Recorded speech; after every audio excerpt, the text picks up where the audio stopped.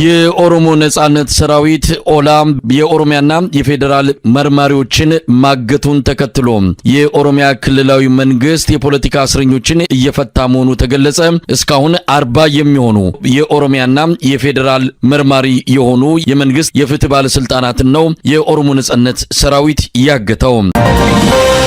በባህር ዳርና በደብረ ማርቆስ ከተሞች የአማራ ፋኖ ኃይሎች ልዩ ኦፕሬሽን ማካሄዳቸው ተገለጸ። በባህር ዳር በተከናወነ ልዩ ኦፕሬሽን ያገዛዙ የጸጥታ ኃይሎች መገደላቸው ነው ያገኘነው መረጃ የሚያመለክተው። በጣም አመሰግናለሁ አርበኛ ማርሸት ፀሐዩ የአማራ ፋኖ በጎጃም የህዝብ ግንኙነት ክፍል ኃላፊ። እንግዲህ ሰሞኑን በርካታ ክንውኖች አሉ። ከአውደ ውጊያዎች ባሻገርም ጥሪ አድርጋችሁ ወደ እናንተ እየመጡ ያሉ ያገዛዙ የተለያዩ የጸጥታ ኃይሎች የፖለቲካ አመራሮች እንዳሉ ነው እየሰማን ያለነው። እስቲ ከአውደ ውጊያዎች እንጀምርና ዛሬ ሰሞኑን ምን አለ በእናንተ ቀጠና? የኦሮሞ ነጻነት ሰራዊት ኦላ የኦሮሚያና የፌደራል መርማሪዎችን ማገቱን ተከትሎ የኦሮሚያ ክልላዊ መንግስት የፖለቲካ እስረኞችን እየፈታ መሆኑ ተገለጸ።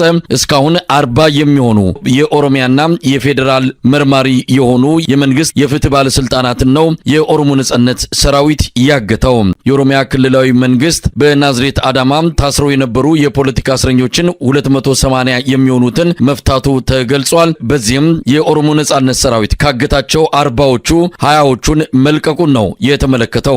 ቀሪዎቹን ያገታቸውን 20 የመንግስት የፍትህ ባለስልጣናትን ለመልቀቅ የኦሮሞ ነጻነት ሰራዊት ተጨማሪ የፖለቲካ እስረኞች እንዲፈቱ የጠየቀ ሲሆን የኦሮሚያ ክልላዊ መንግስትም በቀጣይ ቀናት እስከ 1500 የሚደርሱ የፖለቲካ እስረኞችን እንደሚፈታ ነው የተገለጸው። አንከር ሚዲያ ይህንን መረጃ ለማጣራት በተለያዩ የመረጃ ምንጮቹ ያደረገው ሙከራ እንደሚያረጋግጠው ጉዳዩ በሁለቱ ወገኖች በኩል የመገናኛ ብዙሃን ላይ እንዳይወጣ ተደርጎ ውስጥ ለውስጥ ንግግር እየተደረገበት እንደሆነ ነው ለማወቅ የተቻለው። የኦሮሚያ ክልላዊ መንግስት እጁ ተጠምዝዞ የፖለቲካ እስረኞችን እንዲፈታ በኦሮሞ ነጻነት ሰራዊት በኩል ከፍተኛ ወታደራዊ ጫና እየተደረገ እንዳለ ነው ለማወቅ የተቻለው። በሌላ በኩል በተጠናቀቀው የጨፌ ኦሮሚያ ምክር ቤት ስብሰባ አቶ ሽመልስ አብዲሳ የኦሮሞ ነጻነት ሰራዊትን ለመደራደር ከ100 ኪሎ ሜትር 99ን ለመጓዝ ተዘጋጅተናል ብለዋል። የኦሮሞ ነጻነት ሰራዊት ወደ ድርድርና ሰላም እንዲመጣ በማንኛውም መልኩ የክልሉ መንግስት ዝግጁ መሆኑን ነው አቶ ሽመልስ አብዲሳ የገለጸው። በሌላ በኩል አቶ ሽመልስ በዚህ በጨፌ ኦሮሚያ ስብሰባ ላይ የራሳችን ወገኖች ከጀርባ እየወጉን ነው፣ ይሄ ለኦሮሞ ህዝብ ትልቅ ክህደት ነው በማለት የገለጸ መሆኑን ነው መረጃዎች የሚያመለክቱት። በጉዳዩ ዙሪያ ከዘውትር ተሳታፊያችን ጋር ሀሳቦችን እንለዋወጣለን። እንግዲህ የኦሮሞ ነጻነት ሰራዊት በክንዱ በወታደራዊ እርምጃው የኦሮሚያ ክልላዊ መንግስትን ከፍተኛ ፈተና እንዲገጥሙ አድርጓል። የፖለቲካ እስረኞችን እያስፈታ ነው። 40 የፌደራልና የኦሮሚያ ክልል የፍትህ አካላትን ወይም ባለስልጣናትን ማገቱን ተከትሎ ነው የኦሮሚያ ክልላዊ መንግስት እስረኞችን እየፈታ የሚገኘው። ቀላል አይደለም ይሄ እርምጃ። በወታደራዊ እይታ እንዲህ አይነቱ ነገር አገዛዙ እየተሸነፈ ለመምጣቱ አመላካሽ ተደርጎ መውሰድም የሚቻል ነው። እንግዲህ በሚስጥር ድርድር እያደረጉ እንደሆነ ነው መረጃዎች የሚያመላክቱት። ይሄ የሚያሳየው እንግዲህ በርካታ ጊዜ የኦሮሚያ ባለስልጣኖችም ይሁኑ አጠቃላይ የወታደራዊ ጄኔራሎች በሚዲያ ላይ ወጥተው የኦሮሞ ነጻነት ሰራዊት ከእንግዲህ በኋላ ስጋት ወደማይሆንበት ደረጃ ደርሷል፣ አመራሮችን መተናል፣ ግማሾቹን አመራሮችን በሰላም ድርድር ሰበብ ወደ ሀገር ቤት አስገብተን ስልጣን ሰጠናቸዋል ባለ ማግስት እዚህ አዲስ አበባ አፍንጫው ስር ላይ በርካታ የመንግስት ባለስልጣኖችን በመግደል በማፈንና ሌሎች እርምጃዎችን በመውሰድ የመንግስት ኃይሎችን በጣም አዳክሟቸዋል። ይህን ነገር ግን ሚስጥር አድርገው ነው ይዘውት ያለ። አጠቃላይ የኦሮሞ ነጻነት ግንባር በኦሮሚያ ክልል ድምፁን አጥፍቶ በመከላከያ ላይ ብቻ ሳይሆን በዋነኝነት በክልሉ የመንግስት ባለስልጣናት ላይ የሚወስደው እርምጃ መንግስትን ራሱን እንዳሳመመውና ከፍተኛ የሆነ ጭንቀት ውስጥ እንደገባ ነው የሚያሳየው። አሁን አንተ እንዳልከው ጨፌ ኦሮሚያ በሁለት ቀን ስብሰባ ባደረገበት ሰዓት 1 ኪሎ ሜትር እነሱ ከተጓዙ 99ን እኛ ተጉዘን ከነሱ ጋር ለመደራደር ዝግጁ ነን ያለው እውነት እነሱ በፈከሩት መጠን ልክ ኦላ አለመሆኑንና ኦላ ግን ክንዱ በጣም እየፈረጠመና በተለይ በዋናነት የመንግስት በተለይ የክልሉ አመራሮችን አፍኖ በመውሰድ ለመደራደሪያ እየተጠቀመበት እንደሆነና ይሄ ፍጹም ትክክለኛ የሆነ ወታደራዊ እርምጃዎች እንደሆኑ ነው ማሳየት የሚቻለው። እንግዲህ በአማራ ክልል እየተደረጉ ያሉት ወታደራዊ እንቅስቃሴዎች የአማራ ክልል ያሉ ባለስልጣናት ከኦሮሚያ ክልል በላይ የአማራ ክልል ህዝብ እንዲጨፈጨፍ፣ እንዲገደል፣ በድሮን እንዲያልቅ፣ በከባድ መሳሪያዎች ከተሞች እንዲወድሙ፣ ወጣቶች እንዲስቃዩ አሳልፈው በመስጠት ከኦሮሞ ብልጽግና ጋር ህብረት ፈጥረው እንቅስቃሴ እያደረጉ ያሉ ኃይሎች በከተማ እንቅስቃሴ እያደረጉ ዝም ብለው በነጻነት እየኖሩ መሆኑን አይቶ ከኦላ ልምድ ወስዶ የከተማ ፋኖችን በማሰማራት ወደ ከተሞች ዘልቆ በመግባት አሁን በፌዴራል ክልል ጥያቄ የሌላቸው ቤተሰቦቻቸው ተበትነው በችግር ውስጥ የሚገኙ የአማራ ተወላጆችን ለማስፈታት የፋኖ ኃይሎች ከኦላ ትምህርት ወስደው እርምጃዎችን አጠናክረው መቀጠል እንዳለባቸው ነው የሚያሳየው። በአጠቃላይ ግን በኦሮሚያ ክልል እየተካሄደ ያለው ጦርነት እና አጠቃላይ ግጭቶች ወደ ከተሞች በመዝለቅ ከፍተኛ ጉዳት እያደረሱበት እንደሆነ ነው ይሄ መረጃ የሚያሳየው። ነገር ግን በሚዲያ ላይ የኦሮሞ ነጻነት ኃይሎች እጃቸውን ሰጥተዋል፣ ተደምስሰዋል፣ ደክመዋል በማለት በሚዲያ ላይ ቢለፈልፍም ነገር ግን እየደከመ የመጣው ስርዓቱ እንደሆነ ዛሬ ለድርድር ብሎ የፈታቸው ፖለቲከኞች የኦላ ኃይሎች የራሳቸውን ታጋዮች በወታደራዊ ውጊያ ላይ የተያዙ የሚሆን ቤተሰቦች ናቸው የኦላ ቤተሰቦች ናቸው ተብሎ የተያዙና ለኦሮሞ ነጻነት ጥያቄ የሚያቀርቡ ወይም ለኦሮሞ ዲሞክራሲያዊ አንድነት ጥያቄ ሲያቀርቡ የነበሩ ታፍነው የነበሩ ፖለቲከኞችን ማስፈታት መቻላቸው ይሄ የመንግስትን ተበርካኪነትና መሸነፉን የሚያሳይ ነው ማለት ይቻላል። መሳይ ይህ በእንዲህ እንዳለ የኦሮሞ ፌዴራሊስት ኮንግረስ ኦፌኮ በመጪው ምርጫ ለመሳተፍ 3 ቅድመ ሁኔታዎችን ማስቀመጡ ተገለጸ።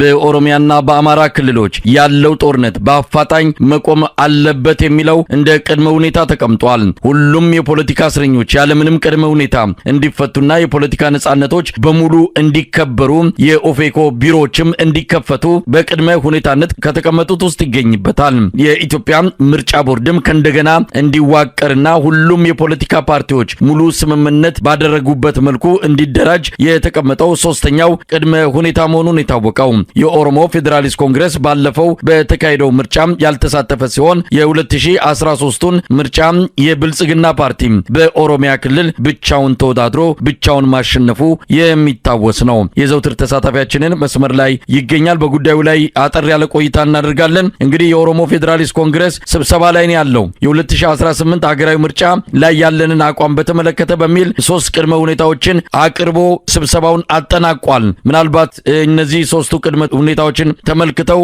አስተያየት የሚሰጡ የፖለቲካ ታዛቢዎችን እየሰማናቸው ነው።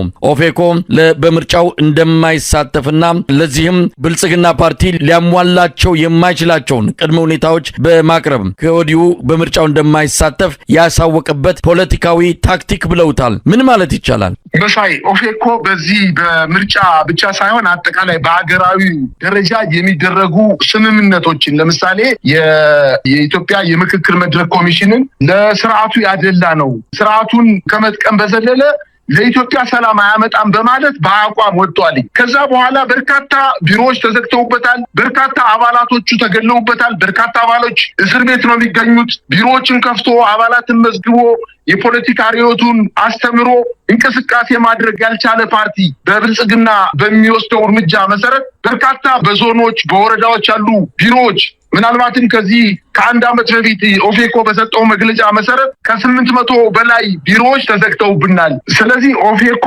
በፖለቲካ እንቅስቃሴው የተገደበና ምንም መስራት የማይችል አድርጎ አስቀምጦ በኦሮሚያ ክልል ላይ ልክ እንደባለፈው ከዛሬ 4 ዓመት በፊት እንደተደረገው ምርጫ ራሱ ብቻውን ተወዳድሮ ብቻውን ለማሸነፍ የሚጥር የብልጽግና ፓርቲ የተነቃበት መሆኑንና በተለይ ኦፌኮ እያራመዳቸው ያለው አጠቃላይ ውይይት በሚደረግበት ሰዓት አልገኝም ማለቱ ከብልጽግና ድግስ ላይ ብዙ የማይገኝ እና መፍትሄ የማያመጣ የፖለቲካ እንቅስቃሴ ነው በማለት በአቋም የወጣ ድርጅት እንደሆነ ነው ማየት የቻልኩት። በአጠቃላይ ግን ኦፌኮ ፓርቲ እንደ ኢትዮጵያ ውስጥ እንደሚንቀሳቀሱ እንደ አብን እንደ ኢዜማ እና እንደ ሌሎች የፖለቲካ ፓርቲዎች ለስርዓቱ ምንጣፍ ጎታች ያልሆነ በአቋሙ የጸና የፖለቲካ ፓርቲ እንደሆነ ነው ማወቅ የሚቻለው። በአንዳንድ ነገሮች ስምምነት ከኢትዮጵያ ጋር የሚጋጩ የተሸዋረሩ ሐሳቦችን የሚያንጸባርቅ ቢሆንም በተለይ በኦሮሚያ ክልል ያሉ የሌላ ብሔረሰብ ተወላጆች ላይ ያለው አመለካከትና ሌሎችም በአጠቃላይ በኢትዮጵያ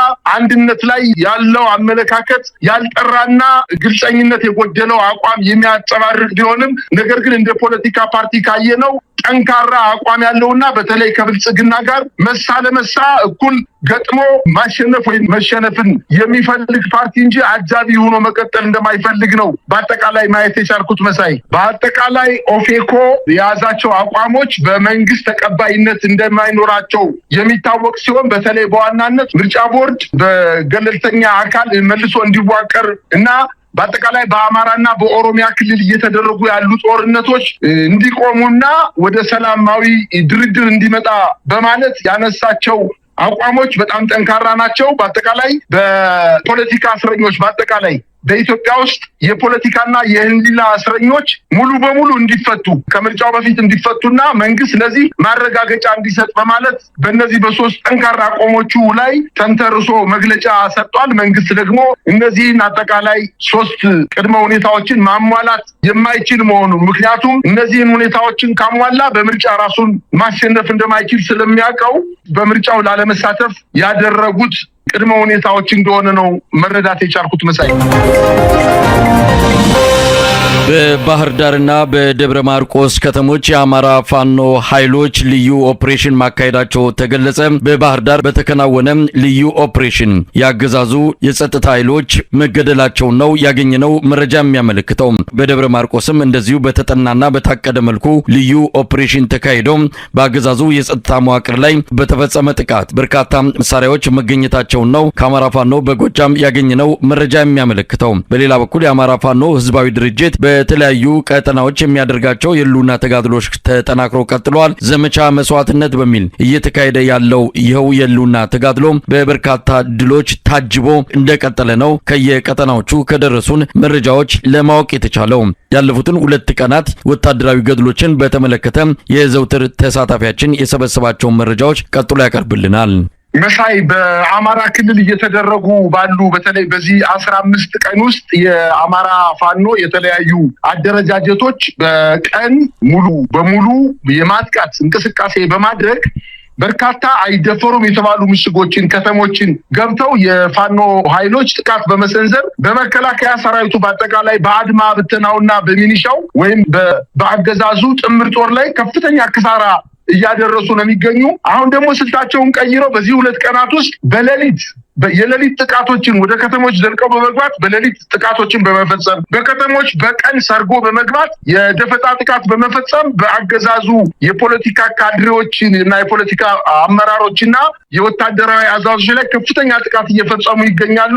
እንግዲህ በዛሬው ዕለት በባህር ዳር ከተማ ቀበሌ 13 የክልሉ ፍትህ ቢሮ በ1990ዎቹ የተገነባውን የፍትህ ህንፃ ቀለም በመቅባትና አንዳንድ እድሳቶችን በማድረግ ምርቃት በሚል ዝግጅቶችን ለማድረግ አቶ ተመስገን ጥሩነህና አረጋ ከበደ በመድረኩ እንደሚገኙ ተነግሮ ከተሰባሰቡ በኋላ 3ኛ ፖሊስ ጣቢያ ላይ እነዚህን ትልልቅ ባለስልጣኖች ለማጀብ ተሰባስበው የነበሩ የፖለቲካ አመራሮችና ወታደራዊ ኃይሎች ላይ የቦምብ ጥቃት በመፈጸም በርካታ የአገዛዙ ጦር አባላትን ከፍተኛ ድምሰሳ ፈጽመውባቸዋል። እንግዲህ በ3ኛ ፖሊስ ጣቢያ ላይ የፈነዱት በርካታ ቦምቦች እስከ ባህር ዳር ሆስፒታል ድረስ ድምፁ ይሰማ እንደነበርና ከዛ በኋላ የሞቱትና የቆሰሉትን አስክሬንና ቁስለኞችን አንስቶ ወደ ሆስፒታል ለመውሰድ ከፍትህ ቢሮ እስከ ባህር ዳር ፈለገ ህይወት ሆስፒታል የሚገኘው ዋና ጎዳና በሰራዊት ተከቦ መንገድ ላይ መኪኖች እንዳይንቀሳቀሱ በማድረግ አካባቢውን በማጽዳት አስክሬናቸውን አንስተው ወደ ሆስፒታል እንደወሰዱ ነው የደረሰኝ መረጃ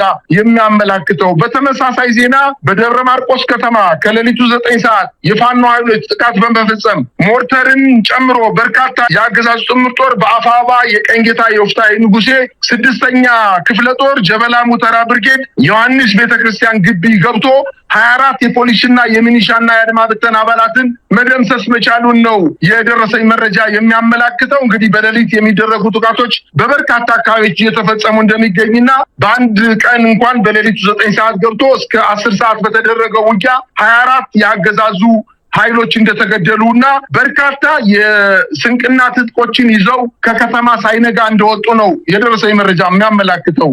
ሌላው በሰሜን ሸዋ በሳሲት ከተማ ላይ በ112ኛ ክፍለ ጦር ላይ ወይንም የ112ኛ ክፍለ ጦር የሚባለው የኮማንዶና የአየር ወለድ ኃይል ነው። እንግዲህ በሰሜን ሸዋ እንደሚታወቀው በርካታ የሆነ ኃይሉ የኮማንዶ የሪፐብሊካን ጋርድና የአየር ወለድ ኃይሉ እንደሆነ ይታወቃል። በዚህ ኃይል ላይ ጥቃት በመፈጸም በርካታ አባላቱን መደምሰስ ሲቻል የሻለቃ አመራሩን ጨምሮ ብዛት ያለው ጦሩ ተደምስሷል። በተደረጉ ውጊያም በርካታ ኃይል እጁን ለአጼ ዳዊት ክፍለ ጦር መስጠቱን ነው የተመለከተው። በዚህ አካባቢም እንዲሁ 7-7 ክፍለ ጦር ከዚህ የአጼ ዳዊት ክፍለ ጦር ጋር በጋራ በመሆን የድሉ ተቋዳሽ መሆኑን ነው የተሰማው መረጃ የሚያመላክተው። በተጨማሪም በምስራቅ ጎጃም ዞን 9ኛ ሳሙኤል ወንዳቦቅ ክፍለ ጦር አባይ ሸለቆ ብርጌድ መካነ ሰላም፣ መቅደላ ከተማ እና ተዋናና ሐሙስ ገበያ በተባሉ ቦታዎች ላይ ከሌሊቱ 9 ሰዓት ላይ በስፍራው በነበረው የአገዛዙ ጦር ላይ ጥቃት በመፈጸም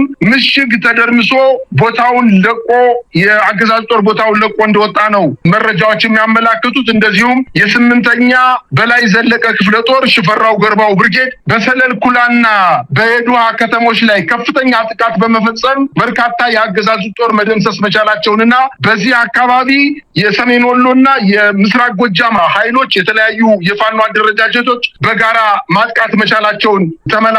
የዛምብራ ብርጌድ በደጀን ከተማ እንዲሁ ዘልቆ በመግባት የአገዛዙ ቁልፍ ካድሬ ያየ አደመ የተባለ ቁልፍ ካድሬን ይዘው በመሄድ ሌሎችን በመደምሰስ በድል አጠናቀዋል። እንዲሁም በምዕራብ ጎንደር በደሎና አልማጭሆ በዋናነት በኢትዮ ሱዳን ድንበር ከ2 ቀናት በፊት በርካታ የአውደ ውጊያዎች ላይ ከፍተኛ ውጊያ ተደርጎ በኢትዮ ሱዳን ድንበር ከፍተኛ ውጊያ በማድረግ በበርካታ ወታደራዊ ምሽጎች ላይ የመደምሰስ ተግባር እንደፈጸመና አመራሮቹም ተሸንፈው ወደ ሱዳን ድንበር ሂደው ማደራቸውንና በርካታ ሰራዊት አሰልፎ ሄዶ ከሱዳን ከተማ ኢትዮጵያ ድንበር ከምትገኝ ከተማ ላይ በርካታ ኦራሎች ሂደው እነዚህ ሸሽተው የነበሩ ወታደራዊና ፖለቲካ አመራሮችን ማምጣት መቻላቸውን ነው። ዛሬ በተደረገው ውጊያ ወታደራዊ ተሽከርካሪዎችን ጨምሮ ዲሽቃ ተማርኳል። የወደቁ አስክሬኖችም እስካሁን ድረስ መነሳት አለመቻላቸውን ነው የደረሰን መረጃ የሚያመላክተው። ይህ በእንዲህ እንዳለ ሽንፋ በተባለው ቦታ 275 የአማራ ተወላጆች በመከላከያ ኮማንድ ፖስት መታሰራቸውም ለማወቅ ተችሏል። የታሰሩበት ዋነኛ ምክንያት በአካባቢው በሽንፋ አካባቢ የሚኖሩ የአማራ ተወላጆች የቅማንት ታጣቂዎች መጥተው ሊያጠቋቸው ሲመጡ ለምን ተከላከላችሁ?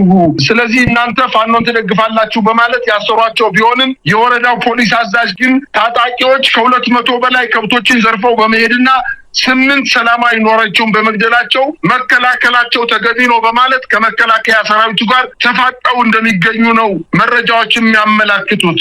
ይህ በእንዲህ እንዳለ የአማራ ፋኖ ብሔራዊ ኃይል ደቡብ አማራ ቀጠና አሳምነው እዝ አፄ ይኩኖ አምላክ ክፍለ ጦር በኤፍራታና ግድም ወረዳ አጣየ ከተማ አጠገብ አንጎበር ወተጋ በተባለ ቦታ ላይ የአገዛዙ ጦር የሰራዊት ቅይር እያደረገ ባለበት ጊዜ መረጃው የደረሳቸው የአማራ ፋኖ የደረሰው የአስማረ ዳኜ ሻለቃ በፈጸሙት ማጥቃት አንድ ፓትሮል፣ አንድ ኦራልና አንድ ፓትሮል ሙሉ በሙሉ መጥቶ በማቃጠል በርካታ የሰራዊቱን አባላት መደምሰስ መቻላቸውንና ሞርተርና ዲስቃ የታጠቀ ሌላ ኃይል እነዚህን የተመቱ ኃይሎች አስክሬንና ቁስለኛ ለማንሳት ቢመጣም የፋኖ ኃይሎች የያዙት ወታደራዊ ቦታ በጣም አደገኛ በመሆኑ መልሰው ወደኋላ እንዲያፈገፍጉ እንዳደረጓቸው ተመላክቷል። ይህ በእንዲህ እንዳለ በጎንደር ከባድ ጥቃት የደረሰበት የአገዛዙ ጦር የሜጀር ጀነራል ውባንታ ባተኮርን ተኛ ራስ አሞራው ውብነህን ኮርን እየተቀላቀለ ይገኛል። ባለፉት 5 ቀናት ብቻ እንኳን ከ80 በላይ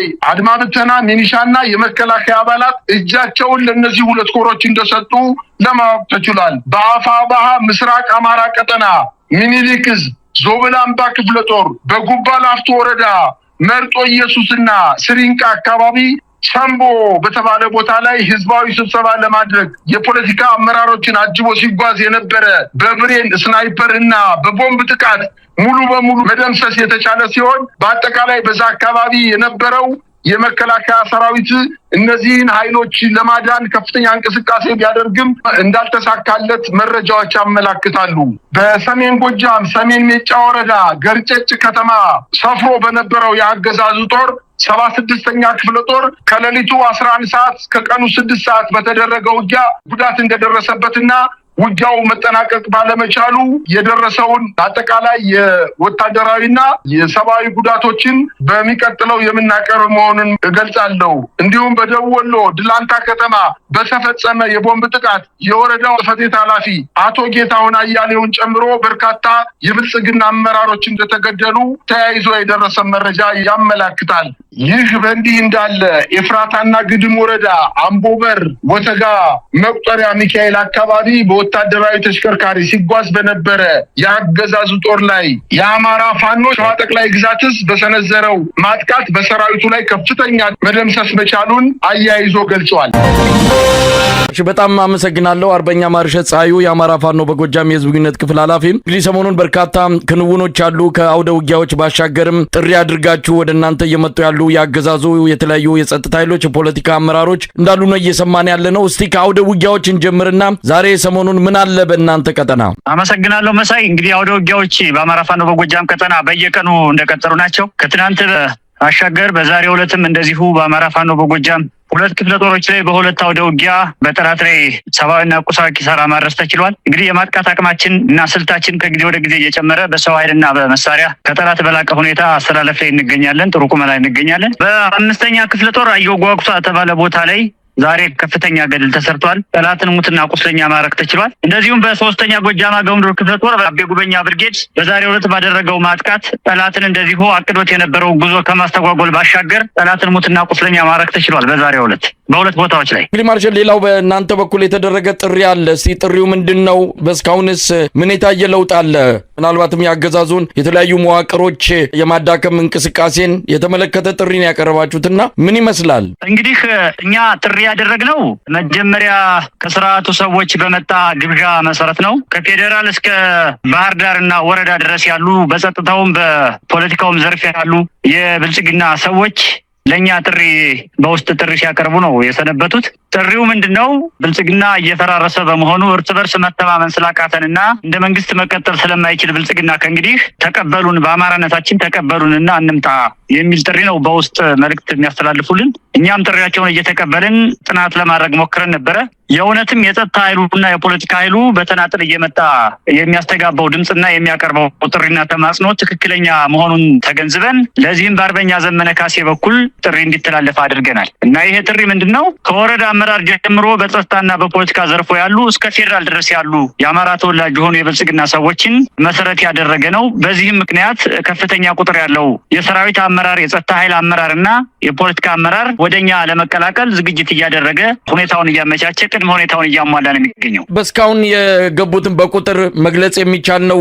እንደው ዝርዝር መረጃ አላችሁ? ከጸጥታ ኃይሉ ከወታደሩም ከሰራዊቱም እንዲሁም ከፖለቲካ አመራሩ የመጡትን በተመለከተ ዝርዝር መረጃ አለ? በምን ያህል ሁኔታ ነው እየመጡ ያሉት? ምናልባት በብዙ ሰዎች ዘንድ እየተነገረ ያለው እናንተ አካባቢ ያለውን ነገር በደንብ አጥንተው ለመግባት የሚፈልጉ ሰዎች ቁጥር በተለይም ከትላንት አንጻር ዛሬ ከፍተኛ እንደሚሆን እየገለጹ ነው ያሉትና ከዚህ አንጻር እንደው አመጣጣቸው በመጠን ደረጃ በቁጥር የሚታወቅ ከሆነ አሁን እንግዲህ ሚኒስቴሮችም አሉበት፣ የክልል አመራሮች አሉበት፣ የዞን አመራሮች አሉበት፣ የወረዳ አመራሮች አሉበት። እነዚህ ሰዎች ከተለያዩ ትልልቅ ከተሞች ተነስተው ወደ ጫካ ለመምጣት አመቺ ሁኔታ ላይፈጠርላቸው ስለሚችል ባሉበት ነው የውስጥ ትግል እንዲያደርጉ ነው የውስጥ አርበኞች ንቅናቄ የሚል የተጀመረው እና የመጀመሪያው የማይችሉትና የእኛን ትግል የተቀላቀሉት በውስጥ አርበኝነታቸው እንዲቀጥሉ የሚችሉትና በአካል ደግሞ መጥተው መታገል የሚፈልጉት ደግሞ ቤተሰቦቻቸውንም ራሳቸውንም አመቻይተው በአጭር ጊዜ ወደ ትግሉ መጥተው ወደ ሜዳው መጥተው ከወገኖቻቸው ጋር የሚቀላቀሉበትን ሲስተም እንድንፈጥርላቸው ነው የተጠየቀው እና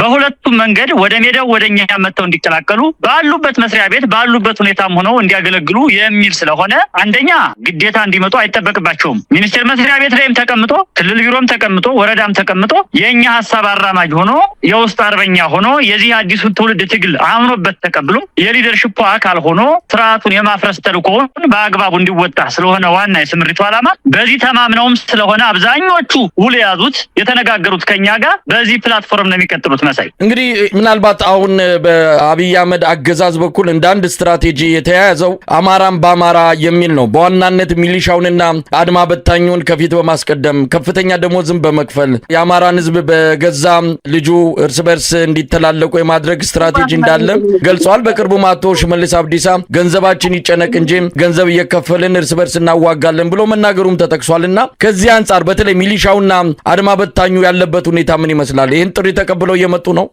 በጣም አሁን የሚገርምህ ካነሳሱ ጀምሮ ባለፈው ጊዜ የምታሳውቅ ከሆነ ከወራት በፊት ነግሬሃለሁኝ በአንድ ቃለ መጠይቅ በእኔና በአንተ ቃለ መጠይቅ ላይ ሚሊሻን በተመለከተ አብዮታዊ ዲሞክራሲ የከተበው በመሆኑ በእድሜም ገፋ ያለ ስለሆነ አብዛኛው የሆነ ፌዝ ላይ የሆነ ሲዝን ላይ ጆይን ማድረግ ነበረበት። ስርዓቱን ጆይን አድርጎ ነበረ፣ ተዋግቶን ነበረ በድምሰሳም በስቦ ማስከዳት ስልትም። አሁን በየወረዳው ሚሊሻ የሚባል የለም፣ ተበትኗል። ኦሬዲ በቁጥር ደረጃ የለም። 4 5 ማክሲመም 15 አካባቢ ያለበት ወረዳ አለ እንጂ ከዚያ የለዘለለ የሚኒሻ ቁጥር ያለው የለም። አድማ በትንና ወጣቱን በተመለከተ በአላማ መሳሪያ እንዲያመጣ ከአላማቸው ፕሮግራማቸው እንቅስቃሴያቸው ምን እንደሆነ ግማሹ የኛ መረጃ ነው፣ ግማሹ ደግሞ ጠመንጃ ሊያመጣ የገባ ነው። ለሚዲያ ያለበቃ ጠመንጃውን ይዞ የመጣ በሺ የሚቆጠር ወጣት አለ።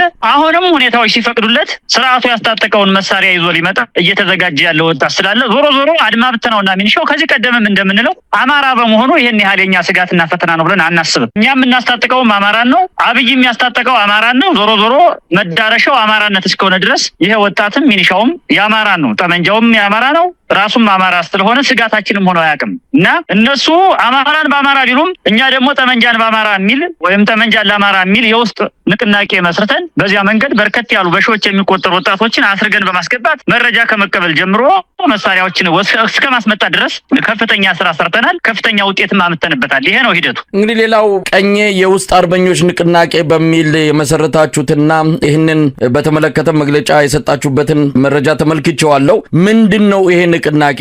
የተለየ መዋቅር ነው ወይ? ምንስ እንዲያደርግ ነው የሚጠበቀው?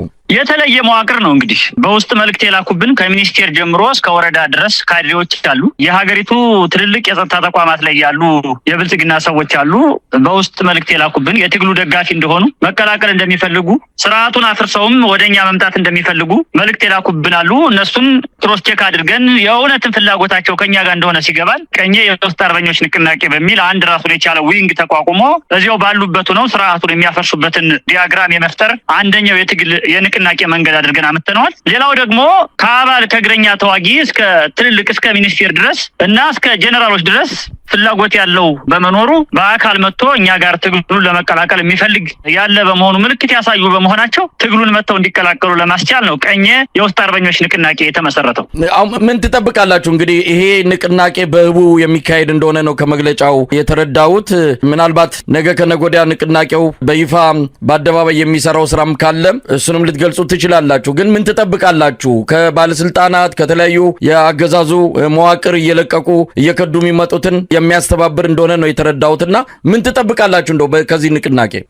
ትልቅ ውጤት እንጠብቅበታለን። እኛ በአንድ አቅጣጫ ብቻ ስርዓቱን ተዋግተን እናፈርሰዋለን ሳይሆን ራሱ የስርዓቱ ሰዎችም እኛ ለስርዓቱ አናገለግልም፣ ከእንግዲህ ከህዝባችን ጎን ነው መቆም ያለብን፣ የህዝባችን ኮዝ ገብቶናል፣ የፋኖ ዓላማ ልክ ነው፣ የፋኖ ሊደርሽፕ ልክ ነው ብለው እስካመኑ ድረስ እነሱ የሚያደርጉት ትግልም ብልጽግናን እስከጣለ ድረስ ትክክል ነው ብለን እናምናለን። ስለዚህ በያሉበት መስሪያ ቤት በያሉበት ተቋም ሆነው ከወረዳ እስከ ፌዴራል ድረስ ያሉ የአማራ ተወላጅ የሆኑ የብልጽግና ሰዎች ይህን ትግል ተቀላቅለው ውጤት ያመጡበታል ብዬ አስባለሁ። በመጨረሻ መልእክት አላችሁ? እንግዲህ ጥሪውንም በተመለከተ ሌሎች አጠቃላይ ወቅታዊ ጉዳዮችን መነሻ በማድረግ የምታስተላልፉት መልእክት ካለ? እንግዲህ ምንድነው አሁን ስናወራበት የቆየነው አጀንዳ ጠበቅ ተደርጎ ለሁሉም አድሬስ መደረግ አለበት ብለን እናምናለን እና ብልጦች በርከት ያሉት በግራ እጃቸው ከስርዓቱ ጋር በቀኝ እጃቸው ከኛ ጋር ስለተሰለፉ ሌሎች ያልሰማችሁ ወይም ያልገባችሁ ወይም ፍላጎት ኖሯችሁ እኛን በውስጥ ያላናገራችሁ ሰዎች ካላችሁ የብልጽግና ስርዓት በፖለቲካ የተሸነፈ የህዝቡ ቅቡልነት 100% ያጣ ኢኮኖሚው ወደ ዜሮ ሌቭል የወረደ ኢቭን በተባበሩት መንግስታትም ሆነ በዓለም አቀፍ የገንዘብ ድርጅቶች በኩል አንክላሲፋይድ የተባለ የኢኮኖሚ ደረጃ ላይ የዘቀጠ የወረደ በመሆኑ ወታደሩም እንደዚሁ አየር ኃይሉም ምድር ኃይሉም መካናይዝዱም ወደኛ እየመጣ እየተማረከ ሎጂስቲክ ተተኳሽ እያባከነ ውጤት ሳያመጣ የቀረበ በመሆኑ እኛ ደግሞ በተቃራኒው ፖለቲካ እየገነባን ናሬሽናችን እያስተካከልን ህዝባችንን እያታገልን እያቀፍን ሌላው ኢትዮጵያዊ ጭምር አትራክት እያደረግን ሀገር ተተኪ ሊሆን የሚችል ትውልድና ጦር እየገነባን በመሆኑ ይህንን ኃይል እንድትቀላቀሉት ስል ጥሪ አቀርባለሁ። ይመሳይ በጣም አመሰግናለሁ። አርበኛ ማርሸት ፀሐዩ የአማራ ፋኖ በጎጃም የህዝብ ግንኙነት ክፍል ኃላፊ፣ እግዚአብሔር ይስጥልኝ። እኔም አመሰግናለሁ።